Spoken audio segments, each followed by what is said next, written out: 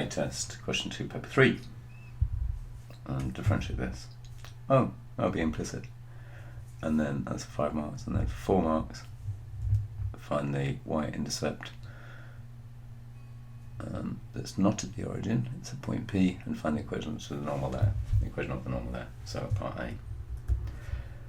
Differentiate this, 8y, but because it's a y term, do y by dx. Plus, differentiate this term, 3. It's already an x, so we don't need to do anything else with it.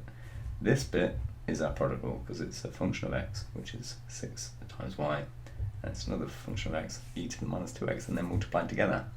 So differentiate the 6y, we get 6, e to the minus 2x, dy by dx, multiplied by dy by dx, because we differentiated with respect to y, plus differentiate the e to the minus 2x bit, so that plus becomes a minus. 2 times 6 is 12, y e to the minus 2x. Next bit, collect the dy by dx terms. It's easier to move that one over there than to add the 12 y e to the minus 2x over here. So 12 y e to the minus 2x plus the 3 that's already there is equal to dy by dx. Bracket this one, take away that one. So 6 e to the minus 2x, take away ay. Therefore, dy by dx is equal to this one, 12 y e to the minus 2x plus 3 divided by 6 e to the minus 2x, take away 8y.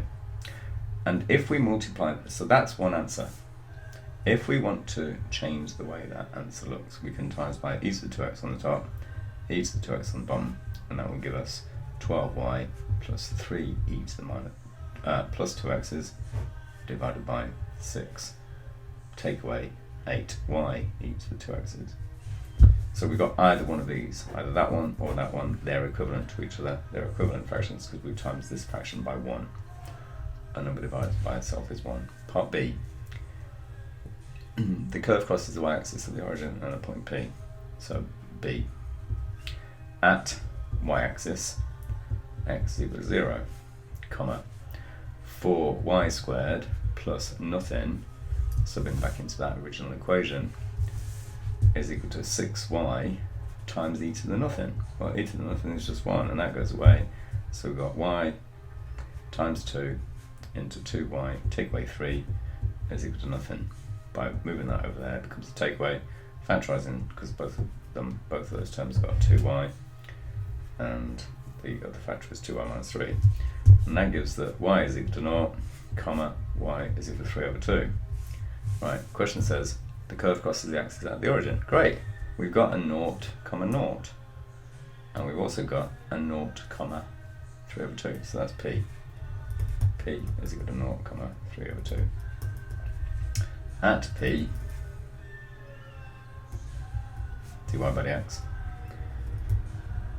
is equal to gradient of tangent, and that's equal to sub 0 for x and 3 over 2 for y into the easiest equation. I think that's easiest because we've got e to the 2x's, not e to the minus stuff. But we're putting 0 in anyway, so it doesn't really matter. So it's 12 times 3 over 2, which is 18, plus 3 times e to the 0, which is 3 times 1, divided by 6, take away 8 times y, so 8 times 1.5 is 12, times e to the 0, which is 1, so 6 take away 12. So that's 21 divided by minus 6, and that's the same as minus 7 over 2. Which means that the gradient of the normal is turn upside down, change the sign. Therefore, equation of normal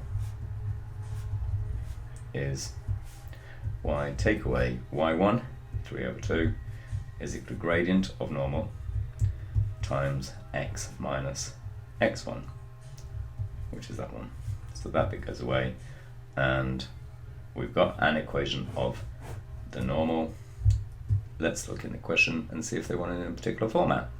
We've got equation of normal, hooray, we could tick that, yes we checked it, we got the normal because we did the tangent curve, turn upside down, change the sign, we got the normal.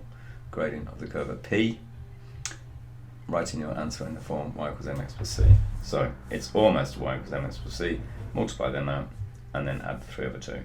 Therefore, y is equal to 2 over 7, x is add 3 over 2, and we're done.